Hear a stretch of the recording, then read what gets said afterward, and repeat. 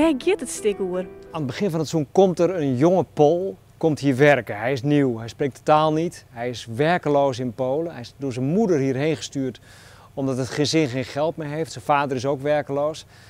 En hij wordt verliefd op Klaske. En dat is de dochter van de baas.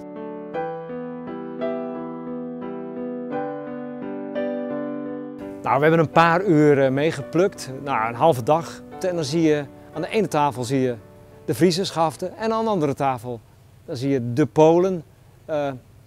Bulgaren, Roemenen, Turkse Grieken die hier allemaal werken.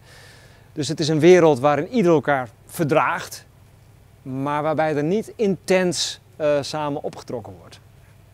Eigenlijk kun je zeggen dat beide groepen een soort gemis hebben. De ene groep is vanuit Polen hier gekomen en sommigen werken hier 5, 10, soms 15 jaar. En zo gaat het eigenlijk je hele leven voorbij zonder dat je familie ziet.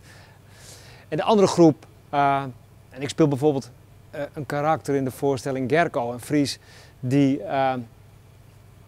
zijn beste maat, die is weggegaan omdat hij het tempo niet bij kon houden. Daarmee ging hij altijd klaverjassen in de pauze. Dat kan hij niet meer. Polen klaverjassen niet. Dus wat hij mist als vertegenwoordiger van die andere groep, dat is ook weer zijn eigen cultuur. Van wie zijn wij? Worden wij weggejaagd? Het is toch ons land?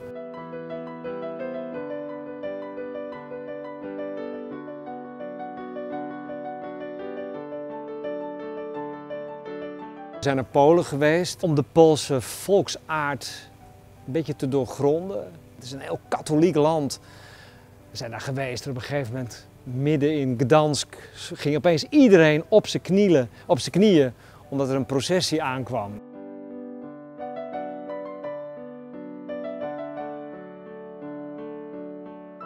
En ook hier in de kassen, maar als je met ze praat met een camera erbij, dan denk ik dat ze heel voorzichtig zullen zijn.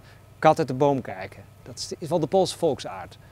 Hoi, ik ben Anja, ik kom uit Polen en ik werk bij Harsma 7 jaar. Ik kwam hier alleen met de ex-vriend op vakantie, dus dat was de bedoeling hier alleen voor 3 maanden, om 3 maanden te blijven en niet langer. Maar ja, ik heb zo leuke collega's hier ontmoet en ik vond het hier zo leuk, dus ben ik gebleven. Hoe gaat die samenwerking tussen al die verschillende culturen?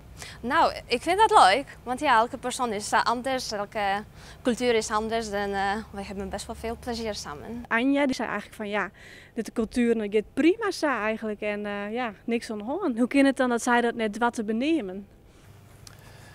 Nou, ik denk dat dat te maken heeft ook wel met de Poolse volksaard, wat ik zei. Niet voor het oog van de camera je diep in je hart laten kijken. En dat is nou het mooie aan een theatervoorstelling. Wij kunnen dat wel.